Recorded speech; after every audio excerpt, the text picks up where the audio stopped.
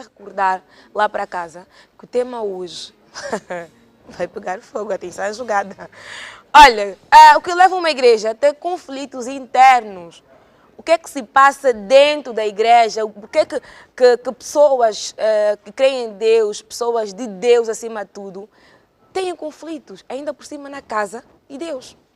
Então, liga para o nosso terminal telefónico, porque nós queremos que você ligue para nós e possa passar a ser teu testemunho, também fazer parte da nossa conversa, que é o 928 39 24 51. Repito, 928 39 24 51, porque hoje, hoje é o dia de abrir todas as cubas. Atenção à jogada. Olha, os meus convidados, boa tarde, sejam bem-vindos mais uma vez. João Mateus, Pastor Hugo, já estão daqui? Não há formalidade alguma, não é? Muito obrigado pelo convite. Muito obrigado. Boa tarde a quem nos assiste lá em casa. Boa tarde a todos aqui que estão nos estúdios também. Dizer em particular, boa tarde ao companheiro do painel. Dizer que a Iracelma hoje, de facto, também está muito cheia. Obrigada. Gosto de ver, gosto de ver. Muito obrigada pelo elogio. Pastor Hugo, como é que estás? Eu estou bem, graças a Deus. E pronto, então, para podermos abordar do tema, Ok. ao qual é o que foi lançado. Uau. Olha, a pergunta que não se quer calar é: por que as igrejas têm conflitos internos, no vosso ponto de vista? Primeiramente, o dinheiro é uma base de conflitos dentro das igrejas. E, em segundo lugar, é por não estarem na perfeita vontade de Deus. Nós vemos claramente que as pessoas servem o dinheiro em vez de servir Cristo. As pessoas servem o dinheiro em vez de servir Cristo e usam o dinheiro em vez de servir em Cristo. E tudo isto é que está na base do conflito dentro das igrejas. E do outro lado, é que primeiramente as denominações religiosas, não é? As seitas, as organizações religiosas, elas não estão na perfeita vontade de Deus. Você vê que as pessoas, elas pagam para serem pastor, para serem apóstolos, para serem profetas, para serem evangelistas. As pessoas vão em institutos teológicos, em escolas pastorais, para posteriormente serem pastores, serem apóstolos, serem assim por diante. E tudo isto nós vemos que está fora da perfeita vontade de Deus. Porque na perfeita vontade de Deus, segundo Levíticos capítulo 8 e Levíticos capítulo 9, é o profeta mensageiro vivo da geração quem estabelece os ministros de Efésios 4:11. Isto é, para alguém se tornar um pastor, ou um apóstolo, ou um doutor, tem que ser o profeta mensageiro da geração quem deve lhe estabelecer. Mas hoje as pessoas sabem que é desta maneira, mas o diabo, infelizmente, seduz as pessoas a poderem então ir a um instituto teológico, a uma escola pastoral. Ele lá vai pagar a sua formação, e o que se espera de um pastor ou de um líder religioso que pagou durante 4 anos em uma escola pastoral ou em um instituto teológico, o que é que se espera? Ele será realmente um ladrão. E sendo um ladrão, haverá bandos de ladrões, porque hoje nós vemos multiplicações de pessoas a estabelecerem-se em servos de Deus e a clamarem de serem pastor e apóstolo por causa de um diploma. Eu vou só poder ler aqui tão rápido, se me permite. Ok, tá. Em 2 Crônicas, no capítulo 13 e no versículo de número 9, aqui a palavra do Senhor diz que vocês não expulsaram os pregadores de Jeová, os filhos de Arão e os levitas, e vocês se fizeram sacerdotes como os povos dos outros países. E qualquer um que vem com um novilho ou 7 carneiros para ser consagrado, torna-se sacerdote de o que não é Deus. Você vê? Então, aqui alguns homens também estabeleceram-se eles mesmos como sacerdotes, como os povos dos outros países. Isto é, lá no Egito. Lá no Egito, as pessoas, eles estabeleciam-se como sacerdotes, enquanto não eram de Deus. E lá, naquele tempo, somente quem era de Arão, ou quem era filhos de Arão, que poderiam, então, por sua vez, exercer o sacerdócio. Mas aqui a Bíblia, nós vemos claramente mostrando de que as pessoas, eles mesmos estabeleceram-se. As pessoas pagaram-se para se tornarem pastor. Conforme também nós vemos hoje, que as pessoas pagam-se para serem pastor. Porque você vê que as pessoas estudam a teologia, as pessoas vão nas escolas bíblicas. E a palavra grega teo significa Deus. E logia significa estudo. Por definição, a teologia é uma ciência que estuda Deus. E nós sabemos muito bem que nós não podemos estudar a Deus. É Deus quem se revela a quem Ele quer e da maneira que quer. E de geração em geração, Deus manifesta-se através de um profeta mensageiro vivo. E este profeta mensageiro, quem estabelece o sacerdócio na sua geração.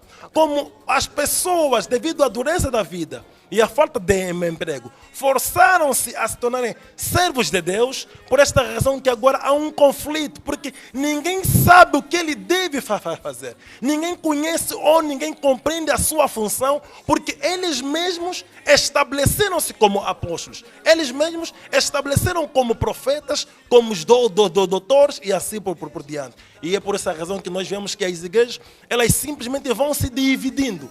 Você vê que a igreja vai ser a igreja metodista tal ou a igreja batista tal, mas posteriormente virá a igreja reformada, a igreja da Bíblia, a mesma seita. Tudo isso por conta desse conflito e esse estudo que os pastores vão fazendo, pagando, não é? Mas estamos também aqui a ouvir a opinião de João Mateus com relação a esse assunto. Do ponto de vista. Bem, eu acho muito interessante este debate, na medida em que devemos analisar o grande instrumento, as escrituras sagradas, que é o grande instrumento para a veracidade sobre questões ligadas ao próprio ente divino a quem nós buscamos, que é o Deus Todo-Poderoso, que é a Bíblia Sagrada.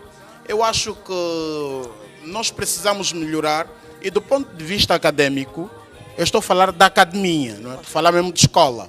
E do ponto de vista acadêmico, nós conseguimos sentir que de facto há pessoas que têm correntes ideológicas, não é verdade, diferente de outras. Poxa. Principalmente isto tem sido motivo de divisão dentro das igrejas.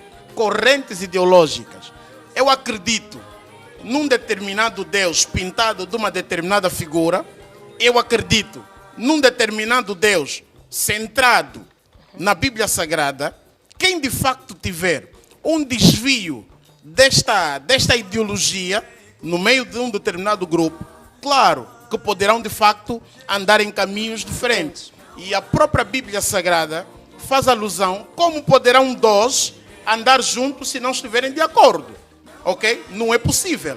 Portanto, cada um deverá tomar o seu rumo. Eu de facto respeito a opinião, é uma opinião formada do caríssimo aqui do painel, é uma opinião e não tenho quaisquer motivo de concordar, não concordo em certa parte, porque a expressão, a teologia, que é a ciência tratada, ou de forma mais simples, que é o estudo sobre a figura centrada em Deus, não é verdade?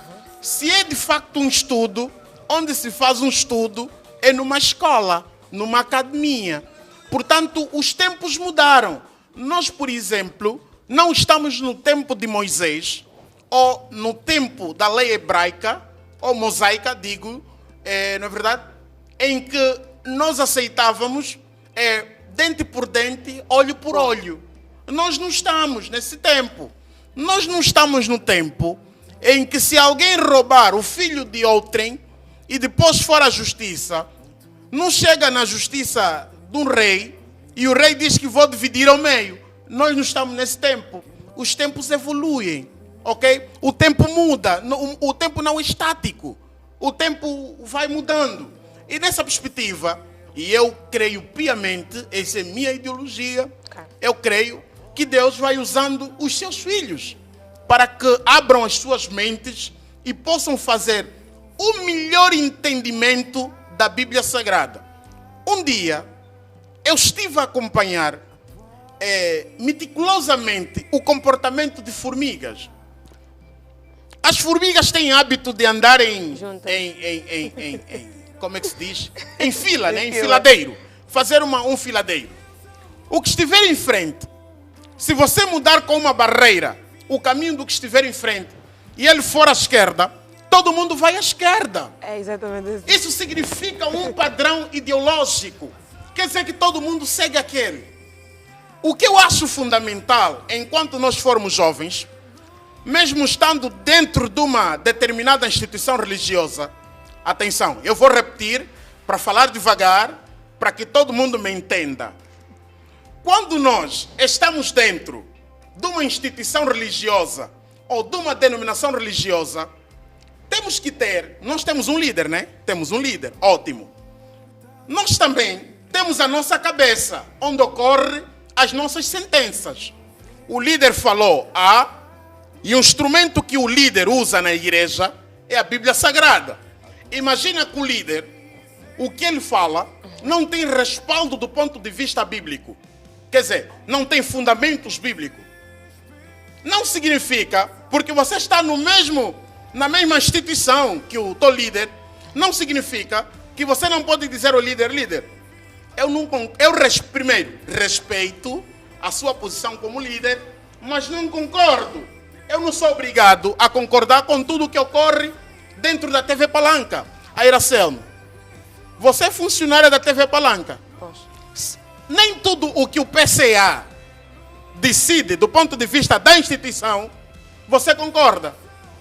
Mas por força da existência e da sua colocação dentro da instituição, às vezes você é obrigado a fazer. É isso. Mas se você de facto é muito firme nas suas ideologias e não quiser concordar com o que o PCA decidiu, é simples, você sai. Perde o emprego. Mas esse, vai querer falar, pastor? Eu gostaria de poder realçar, atendendo que estamos a tratar o que leva ao conflito dentro das igrejas. E que eu citei dois promenores principais, que é o dinheiro, que as pessoas servem o dinheiro em vez de servir Cristo. E em segundo lugar, porque as pessoas serem voluntários na colheita. Nós sabemos muito bem, conforme disse Paulo em Hebreus 13:8, que o Senhor Jesus Cristo é o mesmo de ontem, de hoje e eternamente. Ele não muda. E eu vou só ler rapidamente Hebreus capítulo 5, versículo de número 4, o que Paulo diz. Paulo diz: e ninguém se arroga esta honra, mas somente se ele for chamado por Deus, como também foi Arão. Você vê? Ninguém se arroga esta honra, mas somente se ele for chamado por Deus, como também foi Arão. Como Arão foi chamado? Então, é onde surge o maior problema dos conflitos das igrejas. Conforme eu disse, as pessoas voluntariamente estabeleceram-se na colheita de Deus. Não é Deus quem lhes estabeleceu. Sabemos muito bem que, segundo Levíticos 8 e Levíticos capítulo 9, foi Moisés quem estabeleceu o sacerdócio na sua geração. Moisés estabeleceu Arão. E Deus poderia reconhecer tudo quanto Arão poderia fazer. E na nova aliança é a mesmíssima coisa. Pedro, Mateus, Marcos, Lucas e João não se tornaram apóstolos porque eles queriam. É Jesus de Nazaré quem lhes estabeleceu. Hoje, se alguém diz ser pastor, apóstolo, doutor, evangelista, profeta, quem lhe estabeleceu? Você vê? Ele foi em um instituto teológico, investiu, porque hoje o nome de Jesus Cristo é um capital inicial para abrir negócio, que são essas denominações religiosas que nós vemos. Qualquer fracassado da vida que não conseguiu subsair, consegue um espírito da adivinhação, não sei lá onde, vai em um instituto teológico ou em uma escola bíblica e recebe um diploma que vai lhe certificar. Você vê que é o diploma hoje que certifica alguém como um pastor. Mas na Bíblia, quais são as escrituras em que um homem de Deus ou um servo de Deus foi servo de Deus ou homem de Deus por um diploma, por um certificado? Então, quando alguém investe no comércio usando o nome de Jesus, que é indo a uma escola pastoral ou em um instituto teológico, evidentemente que a meta será o dinheiro. E a meta sendo dinheiro, sempre haverá conflitos. Sempre haverá conflitos, sempre haverá luta, divisões. Enquanto tudo ir bem, seja a parte da liderança, os os líderes, os adjuntos, assim por diante, tudo vai ir bem. Mas quando a crise tiver a apertar, ou quando o dinheiro não tiver mais a favorecer certa ala, então haverá os conflitos. E os conflitos, atenção, nunca vão para dentro dessas denominações religiosas, dentro dessas seitas, dentro das religiões que nós vemos sobre toda a face da terra, porque todos esses líderes religiosos que nós vemos sobre a face da terra, eles são voluntários na colheita. Não é Deus quem os enviou. Não é Deus quem os estabeleceu. E por outra, Deus não envia um pastor. Deus não envia um pastor. Caríssimo, é todos, refere-se a todos. Você também é pastor. Sim, é o que você, permita-me, é o que você intitula ser. Pastor, permita-me, você também foi um escolhido de Deus? Ou você também, eu sou com mais um diploma e acha ser pastor porque tem diploma? Ok. Essa perspectiva não se pode ser também muito generalista, certo, porque você pode ferir suscetibilidades, está a ver? A visão aqui, eu acho que é do ponto de vista pedagógico, o nosso exercício, nós queremos aqui passar uma visão de como de facto as igrejas vão se dividindo. Eu acho que você, como está a fazer de facto, recorrência à Bíblia Sagrada, e eu concordo e eu gosto dessa sua postura enquanto crente, não é verdade? Gosto dessa postura. O livro do Apocalipse, por exemplo, faz uma menção clara de 7 igrejas da Ásia. 7 igrejas da Ásia. E cada igreja tinha um problema. Cada igreja tinha um problema. Quer dizer, a visão que João teve na ilha de Patmos é a visão das igrejas hoje. Okay. Nem todas as igrejas são perfeitas. Eu gostaria de dizer que eu acho que nós não precisamos nos ater com todo o foco, com todo o afinco, de como as igrejas, de facto, elas dividem-se. É verdade, onde há homens, onde há opiniões diferentes, há sempre divisões. Com certeza. É normal, está a ver, caríssimo? É normal, eu penso que é normal. Portanto, eu acho que enquanto for uma instituição que se diz de Deus, e não tenho dúvidas, eu não tenho dúvidas. Deus é amor, está lá escrito na palavra dele, não é? Na Bíblia Sagrada. Deus é amor. Nosso foco deve ser amor, continuar a pregar amor. Se as pessoas também não vão bem, não estão bem instruídas, é nossa missão instruir as pessoas. Eu acho que como pastor, não é? É também sua missão instruir a pessoa, levar a instrução para todo mundo, para de facto que conheçam a verdade. A verdade, atenção, né? Diga-se, do ponto de vista bíblico. Eu acho que essa deve ser a nossa grande concentração. Agora, quando você, por exemplo, diz sobre a questão do dinheiro, é um facto. O que parece às vezes nas igrejas, e nós assistimos uma igreja, que eu não preciso citar aqui o nome, que agora teve problema com até a PGR, colocou-se na situação. Eu não olho só a questão do dinheiro, não é dinheiro. Não façam isso. O problema não é da dimensão minúscula. Eu costumo dizer que é um problema de dimensão atlântica. É um problema de dimensão espiritual. Ok? Aquilo não é um problema de dinheiro. O dinheiro é quase a última rácio daquela igreja. Não é problema do dinheiro. É uma questão da espiritualidade das pessoas. Onde as pessoas estão concentradas, o seu coração, ali de facto é o verdadeiro problema.